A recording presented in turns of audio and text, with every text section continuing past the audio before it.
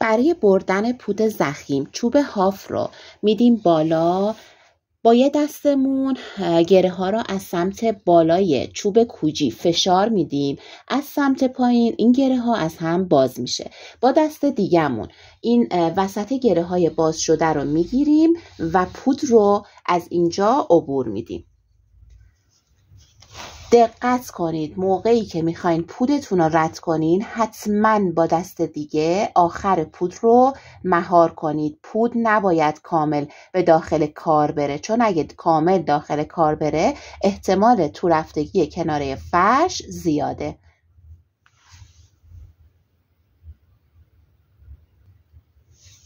ببینید زمانی که ما پود رو رد میکنیم با دست دیگه‌مون آخر پود رو مهار میکنیم، آروم آروم میکشیمش به طوری که حدود 1 تا 2 میلی پود ما از آخر کار بیرون بمونه. بعد از سمتی ما دفعه میزنیم که پود هست، برای که پود از طرف دیگه اگر بخوایم دفعه بزنیم ممکنه که این ور کشیده بشه و دوباره کناره فرش ما دچار تو رفتگی بشه.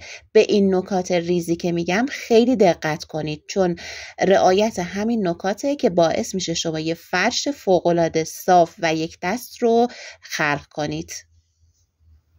حالا که تا اینجای ویدیو همراه ما بودید یعنی که این آموزش رو دوست داشتید، پس لایک کنید تا بریم سراغ ادامه آموزش. برای بردن پود نازک یا پود رو چوب هاف رو پایین میکشیم، وسط گره ها از هم باز میشه و پود نازکمون رو رد میکنیم.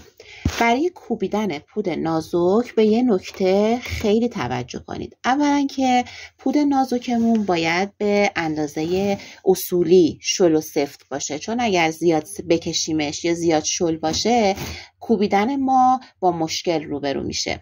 وقتی که پود نازکمون رو رد کردیم توجه کنید که برای کوبیدن ما کل دفعه رو پود نمی کوبیم، فقط از چند تا دندونه اول 3-4 تا دندونه اول برای کوبیدن استفاده می کنیم و چند تا گره میایم جلو. حواستون باشه که دفعه رو کامل روی پود نکوبید.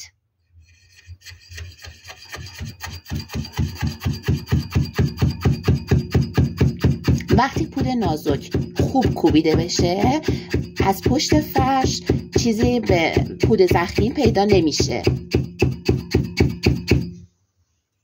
تا اینجای آموزش اگه سوالی براتون پیش اومده توی کامنت ها بپرسید، حتما میخونم و دونه دونه جواب میدم.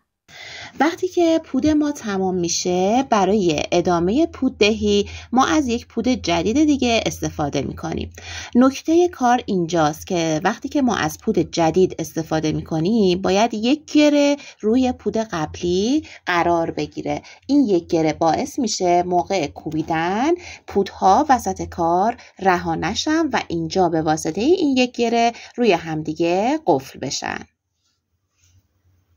اگه این آموزش براتون مفید بوده پس ویدیو رو لایک کنید، کانال رو سابسکرایب کنید، زنگوله رو هم بزنید که از آموزش های بعدی ما جا نمونید. تا آموزش بعدی بدرود.